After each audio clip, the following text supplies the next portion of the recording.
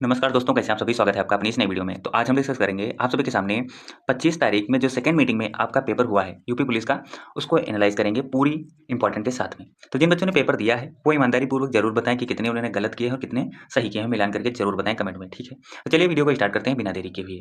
पहला क्वेश्चन आप सभी के सामने है, अचल शब्द का समभिन्नार्थक क्या होगा? अचल शब्द का समभिन्नार्थक क्या होगा? तो सही जवाब होगा पर्वत और स्थिर। क्या होगा? पर्वत और स्थिर। अचल का मतलब होता है जो चल ना सके, ठीक है। अगला प्रश्न, निम्न में से कौन सा शब्द गौ का अर्थ नहीं है? गौ का अर्थ इंद्रिय है, नहीं हो सकता। गाय है, नदी है, गज नहीं है। गज किसका है? हाथी का। अगला, प्रेरणा स्टूडियो जाएगी में काल का भेद बताइए। प्रेरणा स्टूडियो जाएगी में काल का भेद बताइए। तो सही जवाब होगा सामान्य भविष्यत काल, ठीक है। अगला प्रश्न है प्रश्न नंबर 4, निम्नलिखित वाक्य में रेखांकित शब्द का कौन सा कारक है? रेखांकित शब्द जो दिया गया है इसमें कौन सा कारक है? जैसे कि अनुज की किताब मेज पर है, की जो है ये रेखांकित आपको दिया गया है, इसमें कौन सा कारक है? तो सही जवाब क्या होगा? संबंध कारक। किसकी किताब है? अनुज की। संबंध बनता है ना, किसकी किताब है? अनुज की है। प्रश्न नंबर 5 है, श्याम को पुस्तक पढ़नी है, यह किस वाच्य में है? श्याम को पुस्तक पढ़नी है, यह किस वाच्य में है? सही जवाब होगा कर्मवाच्य। क्या करना है? कर्म करना है। तो सही जवाब क्या होगा? कर्मवाच्य। प्रश्न नंबर 6 है आप सभी के सामने, वरिष्ठ साहित्यकार काशीनाथ सिंह को उनकी कृति रेहन पर रघु के लिए किस सम्मान से सम्मानित किया गया है?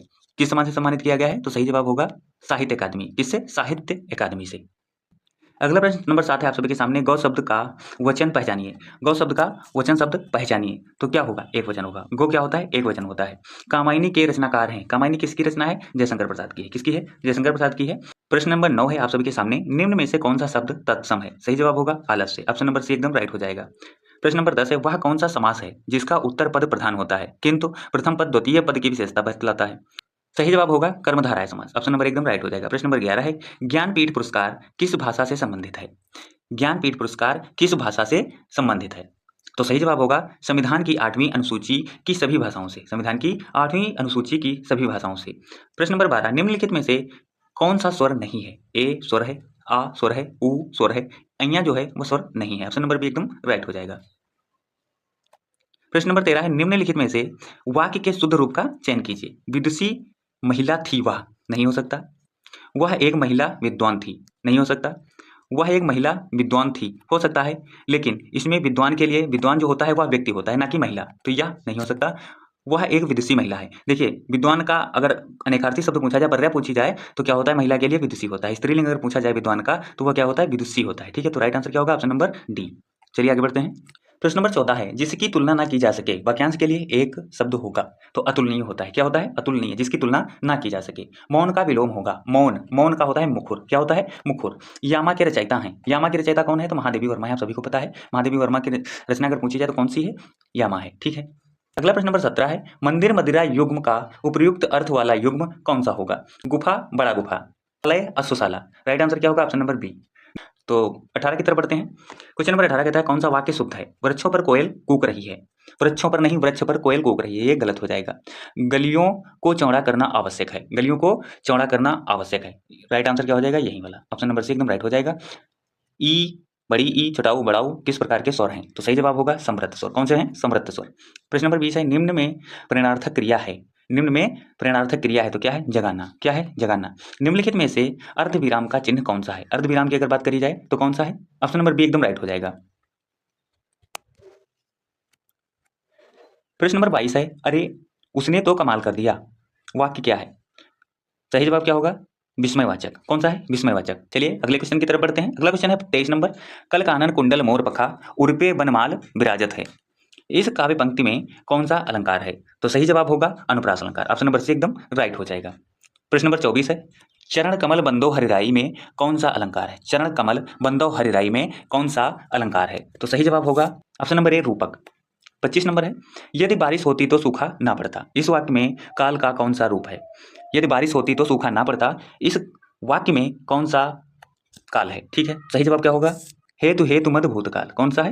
हेतु हेतु मद भूतकाल। ऑप्शन नंबर बी एकदम राइट हो जाएगा। प्रश्न नंबर 26 है, आंशिक शब्द में प्रत्यय है।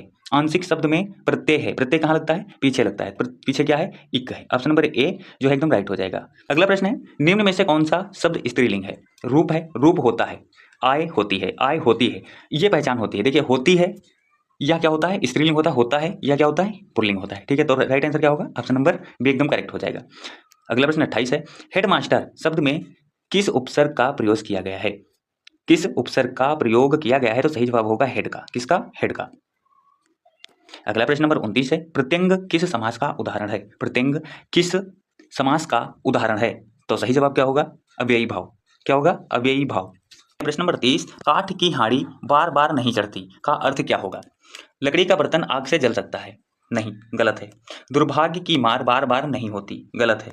बुरे दिन हमेशा नहीं रहते। गलत है।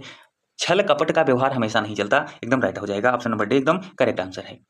प्रश्न नंबर 31 है, अमित अमीत शब्द युग्म का सही अर्थ है? तो सही जवाब क्या होगा? बहुत शत्रु। क्या होगा? बहुत शत्रु।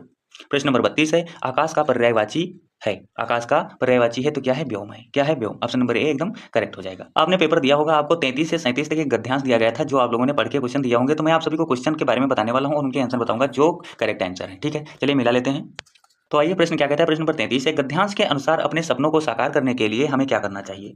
तो सही जवाब होगा कठिन परिश्रम करना चाहिए। क्या करना चाहिए? अपने सपनों को साकार करने के लिए हमें कड़ी मेहनत करनी चाहिए या फिर कठिन परिश्रम करना चाहिए। ठीक है, आई बात समझ में? अगला प्रश्न नंबर 34 है, गद्यांशकार की पीढ़ी के सबसे महान व्यक्ति की महत्वाकांक्षा रही है। तो क्या महत्वाकांक्षा रही है? हर एक आंख से आंसू मिटाना। क्या रहा है? हर एक आंख से आंसू मिटाना। अगला प्रश्न नंबर 35 है, भारत की सेवा का तात्पर्य निम्न में से क्या नहीं है? अज्ञानता एवं बीमारियों को मिटाना, अवसर की असमानताओं को मिटाना, अपने नेताओं की सेवा करना, गरीबी मिटाना। तो सही जवाब होगा अपने नेताओं की सेवा करना। अगला प्रश्न नंबर 36 है, भविष्य भारतवासियों के लिए क्या है? तो सही जवाब क्या होगा? निरंतर प्रयास करने का। क्या है? निरंतर प्रयास करने का। क्वेश्चन नंबर 37 क्या कहता है? भारत ने अपनी अंतहीन खोज के दौरान क्या विस्मृत नहीं किया? क्या विस्मृत नहीं किया? तो सही जवाब क्या होगा? अपने आदर्श, यानी कि अपने आदर्श नहीं खोए। राइट आंसर क्या हो जाएगा? Option number B. आई बात समझ में? मैंने आपके सामने हिंदी के जितने भी क्वेश्चन थे डिस्कस करे, वो भी 25 तारीख को जो सेकंड मीटिंग में पेपर हुआ था यूपी पुलिस का, उसके। अगर आप में कितने सही करे कितने गलत करे, ये आपको कमेंट में बताना है। अगर वीडियो अच्छी लगी हो तो लाइक कीजिए, हमारे चैनल को भी सब्सक्राइब कीजिए, और हाँ, ऐसी वीडियोस और देखने के लिए बेल आइकन भी प्रेस कीजिए, ताकि कोई भी अगर वीडियो अपलोड करते हैं तो आपको तुरंत नोटिफिकेशन मिल जाए। वीडियो अच्छी लगी तो लाइक कीजिए, हमारे चैनल को सब्सक्राइब कीजिए, और हाँ, कमेंट में जरूर बताएं वीडियो कैसी लगी। अगर वीडियो अच्छी लगी है तो ठीक है, नहीं लगी तो भी ठीक है। हम मिलेंगे किसी नेक्स्ट वीडियो में और नेक्स्ट टॉपिक के साथ। तब तक के लिए जय हिंद और जय भारत।